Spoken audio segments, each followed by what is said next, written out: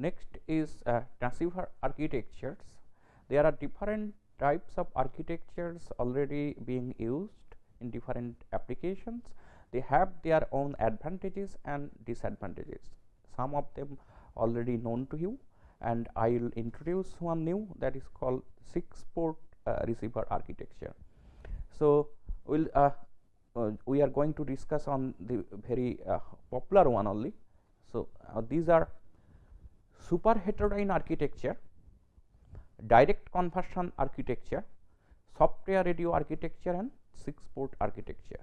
So all these 4 different architectures are popular even at millimeter wave frequencies. So here I am showing 2 pictures.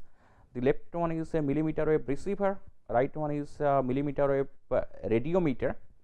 So one thing you see, millimeter wave components itself is very small, but when we go for millimeter wave system, it looks big. This is due to the packaging problem. If you look carefully here, all this shiny part, they are actually gold plated brush metal. They are used for packaging. We call it split block technology. So packaging is much bigger, and it's a really problem. People are working on it. How can we can minimize the packaging size? Once it's done, then it becomes very small components. So let me start with the super heterodyne architecture. So as you know that here we use some sort of mixer to down convert the signal to lower frequency, and here the intermediate frequency IF is fixed. So for this typical transceiver architecture, whatever I am showing here, starts with the antenna and followed by one band pass filter. Then we have a switch channel selector. We can select either the transmitting part or the receiving part by using this switch. So for the receiving part, the first element is low noise amplifier, which should have very small noise figure, that already we know why. And for the transmitter, last component is power amplifier in this chain. And then we have one band pass filter followed by a mixer. So mixer, it multiply the local oscillator signal with the RF incoming RF signal, and in frequency domain it generate if the F incoming frequency if FRF, and the local oscillator frequency if FLO, then FRF plus minus FLO component. Usually we take the smaller one difference, and for this particular example, 60 working at 60 gigahertz, the first mixer it down convert the 60 gigahertz signal to 5 gigahertz band, and right hand side mixer then it produces the baseband signal from that 5 gigahertz band. So why 5 gigahertz is chosen? Because 5 gigahertz already we have popular applications, and IEEE 802.11 chipset already available for that 5 gigahertz applications. So we can directly use them. We don't have to design any new chips for this particular thing. So we have to be very careful about the image rejection. So for high side injection, if I consider FLO is greater than FRF, in that case it is F plus twice FIF, and for low side injection it is F minus twice IF. So because otherwise this image frequency will be passed through the filter and it will interfere at right hand side. So we have to avoid them, or you can use image rejecting filter or image rejecting mixer, where mixer itself will cancel the image. Okay, now I will skip this part. Okay, so what are the advantages and disadvantages of super heterodyne receiver principle? So super heterodyne receiver usually it's very accurate, high performance architecture if you compare with other popular architectures, but it has a problem. Problem is that it uses too many components, particularly filters, and design of band pass filters at millimeter wave frequencies, it occupies very large volume. So component itself it becomes very big, and not only that, it consumes very high power. So for measurement instruments, super heterodyne principle is very popular, but for handheld devices like mobile phone it is not used. Next is direct conversion architecture, sometimes it is called 0 IF. So, here FLO it has the same frequency as FRF. So, if LO spectrum is given by this, then after multiplication it is directly converted to DC and the immediate IF. So, it has some DC component as well. It in some modulation scheme it is a problem. So, look at the receiver architecture. After LNA we have two mixers for the I and Q channel, in phase channel and the quadrature phase channel, and one single LO is being used. So, for one, if we multiply it by cosine, the second one is being multiplied by sinusoidal, and that is how we can recover the I channel and Q channel information. It is followed by low pass filter, then IF amplifier, and then simply we can use a D flip flop as detector, or we can use some other detection technique. So, the LO down convert the signal into two branches I and Q, and then it enables the detector to discriminate the signal at positive and negative frequencies that corresponds to 1 and zeros. It is sometimes called homodyne receiver when the LO is synchronized in phase with the incoming carrier frequency. Since it is not using any BPS and number of components is very small, it is very popular in handheld device applications. Here is one transceiver architecture. We have both transmitter and receiver in homodyne principle. So, you see at the transmitting side the main challenge is to generate that 60 gigahertz signal. So, here one VCO is being used typically in the of the order of 7 to 8 gigahertz range, then it is being multiplied by 8 times to generate that 60 gigahertz signal.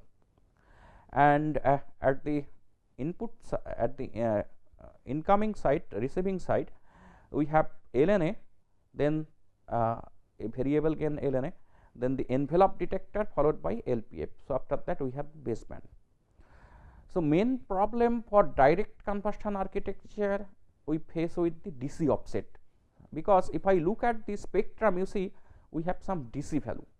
So, there are many problems DC offset values because of transistor mismatch in the signal path, LO signal leakage to antenna, and so why you see this LO signal whatever it's coming to antenna it's not perfectly matched.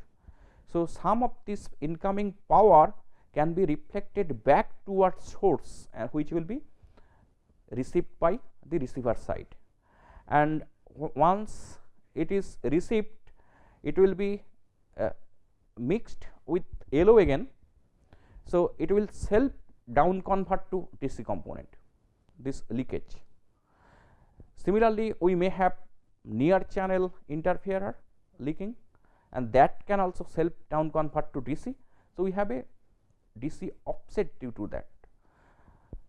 So, how we can avoid this system? Actually, we can't avoid this scenario, but we can minimize the DC offset effect by choosing a suitable modulation scheme which has low spectral density at DC frequency. For example, if I use simply amplitude shift keying ASK, it will have high DC spectral component compared to FSK. So, for direct conversion, then FSK would be preferred over ASK. Here are some more example. OFDM also, this is popular, which has lower DC signal energy. Next, third one, software radio architecture. So, if you look at the architecture, it does not have any mixer, and from that calculation, radiometric calculation, we have seen that mixer is the most lossy component in the chain. It simply has one band pass filter LNA followed by one ADC at the receiving side, and at the transmitting side we have a DAC, and they can be directly connected to computer data processing unit. So, the number of millimeter wave components it can be minimized, but at the same time we need very high speed ADC and DAC. It is really challenging, and till now whatever ADC DAC available at high frequency, it is very expensive. So, that is why it did not become popular at millimeter wave frequencies, but it is being expected once that cheaper ADC DAC available, let us say at 60 gigahertz, it would become very popular, since it does not need many millimeter wave components. So, but one solution, a subsampling receiver using a high speed switch can relax the AD conversion rate typically by 4 times the base bandwidth, but we have to use BPF to avoid image frequencies. So, next is the fourth one, 6-port architecture. It might be new to you. So, originally this 6-port architecture was proposed as a reflectometer to measure reflection coefficient of any device under test. That means simply S11.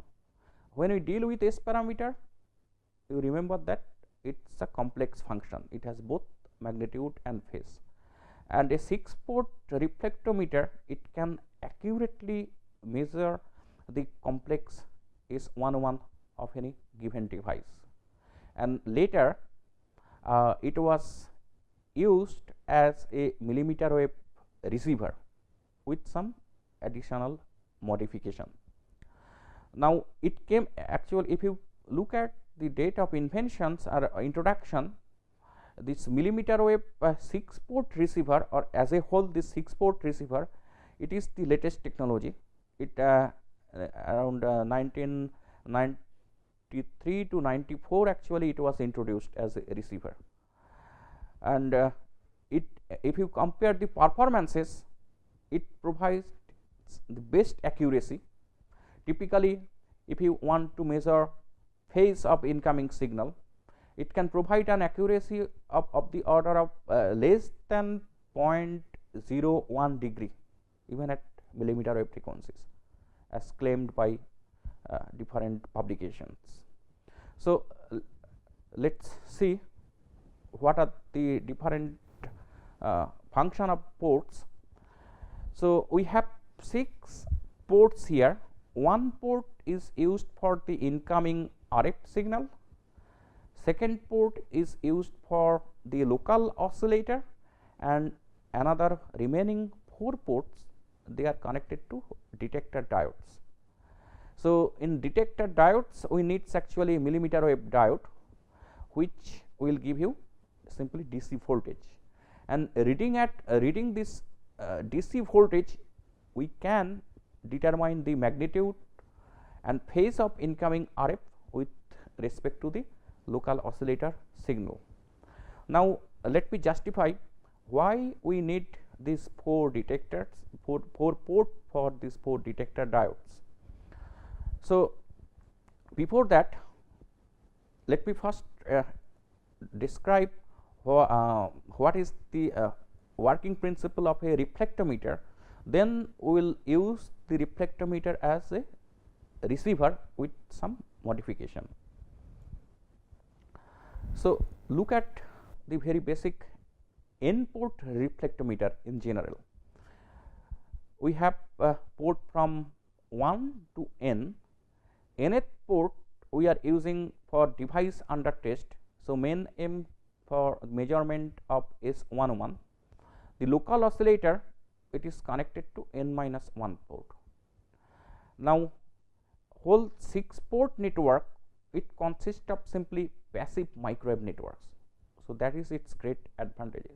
In addition, if you look at the previous architecture, the only millimeter wave active component is diode, nothing else. We do not have any mixer. So, this is another example of mixerless receiver technology, and here we do not use any multiplication in time domain.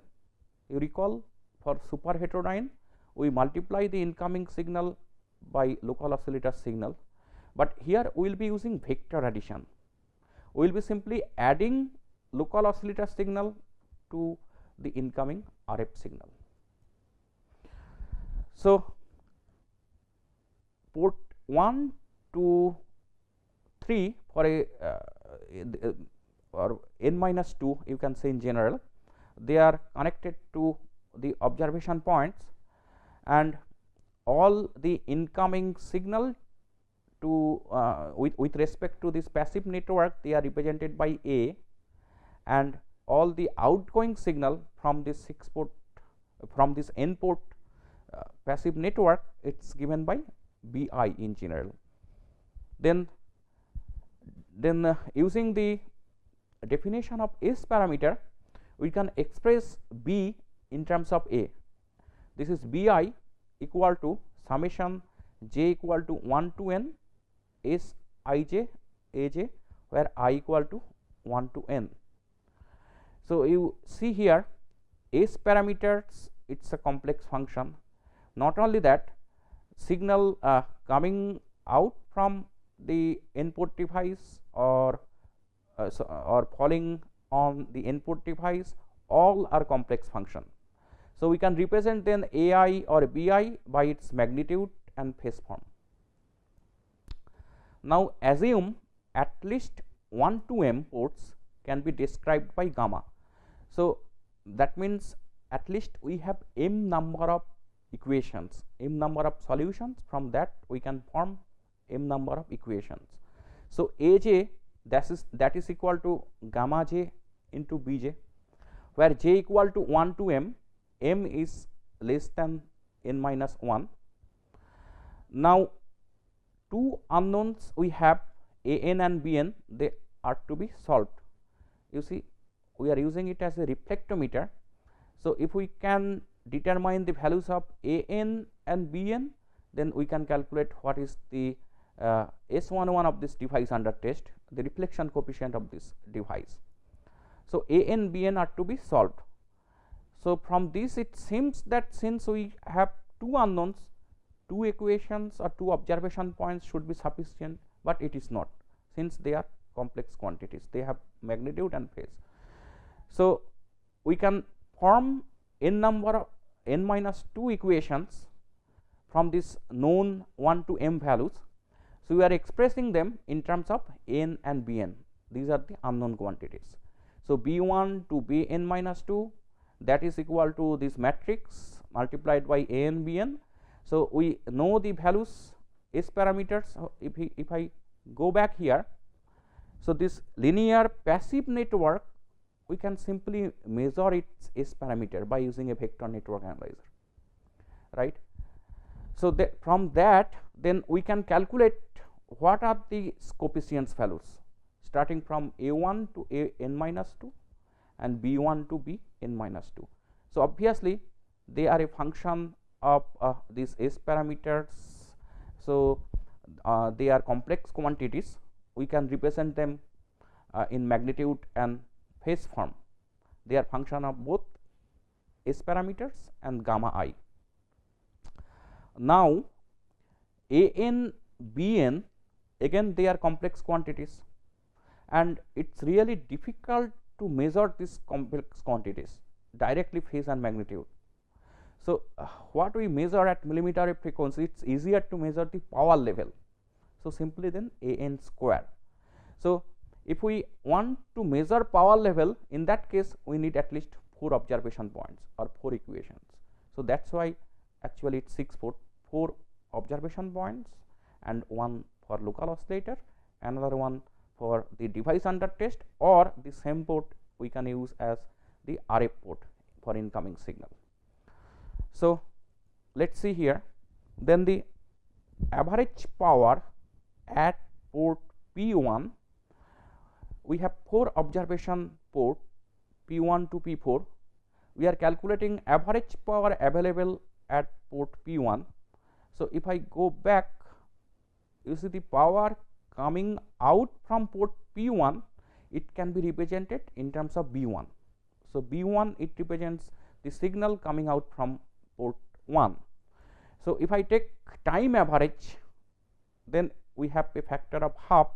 So, this is then half B1 square, or from the matrix B1, this is equal to capital A1 multiplied by small a n plus capital B1 multiplied by small b n.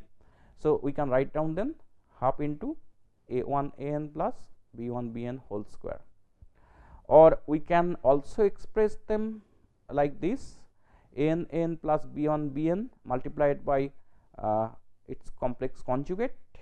Or if we simplify this expression, we can also express half A1 square a n square. So, you see it is now having only the magnitude part. The second term also it is all having only the magnitude part, but the third and fourth term, for them we have both magnitude and phase. So, this is given for port P1. Similarly, we can calculate average power at port P2, P3 and P4. Now, A n B n, we have already this matrix. So, once we have all these quantities, so we can then calculate A n B n from these 4 power values. Now, you see one interesting thing: the magnitude of A n B n star and A n star B n are the same in the equation 4. Then the other information that can be extracted is its phase. So, but we note that A n square multiplied by B n square, that is equal to A n B n star dot A n star B n. So, it seems that if we use this relationship, since already we have calculated A n square and B n square. So, if we use this relationship, it seems that 3 equations should be sufficient. But the thing is that from that other terms, since we use that cosinusoidal term, and because of the nature of that cosinusoidal function, it phase can lead, phase can lag, but we can't find out simply just solving this 3 equation is leading or lagging. So, we need at least another equation to solve that, to obtain the sign of the phase. So, that is why it is justified that at least we need 4 observation points, even though we have that relationships. So, here you see it is explicitly written here using that cosinusoidal term, the same equation 4, but this third and fourth terms we are expressing in terms of the cosinusoidal terms. Now, let us say we are going to use this 6-port receiver, 6-port reflectometer as a communication receiver. So, in that case what we will be doing? So, if I go back, this reflector port or device under test port will be replacing by the RF input port. So, obviously, RF input it may have a different frequency, so than the local oscillator frequency. So, let us say, let us consider a general scenario. We are dealing with 2 frequency components, FA and FB, and they are in that case AI, it is represented by AI into e to the power j twice by FAT, and BI equal to BI e to the power j twice by FBT, and FA equal to FB. In that case the average power is P1, but if FA is not equal to FB, in that case if we use equation 5, it becomes too long. We have to use both contribution due to FA and FB. So, after low pass filtering, you see this is the expression. So, this is practical realization. The basic principle is that we have to form 4 equations. So, in this first example for a 6 port receiver, this is the incoming signal, and you see cos twice pi f naught t, it represents the local oscillator signal. So, it is being added. We can use one simple Wilkinson power divider. One port will be using RF and at another port will be using LO. Then at the output port we will be having vector addition of these 2 signals. And for the second, it is now being phase shifted by pi by 2, and it is added for the third line. Again it is shifted by pi by 2, it is being added in the second line. So, similarly for the fourth line we have 270-degree phase shift. So, that is how we have basically 4 equations, and from the first and third, okay, so from the from the first and second, where we have 0 phase component and 180-degree phase shift component, we have the I channel, and from 90 and 270 we have the Q channel. So, obviously after this detector we need many signal processing. So, let me show you a practical implementation scheme of a 6 port communication receiver. So, local oscillator, it is fed to one 3 dB power divider, then it will divide power into 2 components simply without any phase difference between them. It is being fed to 2 branch line coupler. So, if you feed one signal to branch line coupler, it will divide it into 2 components for a conventional BLC with a phase difference of 90-degree. RF signal, it is also being fed to another BLC, and all together it is so used that we have that condition. So, this local oscillator is being phase shifted 3 times, then it is being added with the RF, and you can find out the values here. Right hand side it shows the implementation scheme layout. Let us say we want to fabricate it in microstrip line technology. Already we know how to design a Wilkinson power divider and branch line coupler in microstrip line technology. So, if we fabricate it, then the metallic layout, PCB layout, it is shown here. So, this thicker part, it shows the detector mount. So, 4 diodes will be placed 1, 2, 3 and 4. I am showing you one 6 port receiver. It is fabricated here in IIT Kharagpur, but it is not at millimeter wave frequencies, it is at 2.4 gigahertz. So, you can easily identify 3 branch line components 1, 2, 3, and here this is the Wilkinson power divider. So, LO it is being fed to this quadrature hybrid coupler, and this is the RF port. Just after RF port we have actually one LNA. Next part is the calibration. Calibration, actually it is another it becomes very complicated because we are dealing with 6 port. When we go for the layout design, obviously whatever ideal scenario we have considered, that BLC is giving exactly 90-degree phase difference, Wilkinson power divider is giving exactly 3 dB power ratio with 0 phase difference, and we also, in addition to we have connecting sections. So, in practical scenario these are not ideal, it will give you some error, some phase shift, magnitude problem. So, we have to calibrate the system.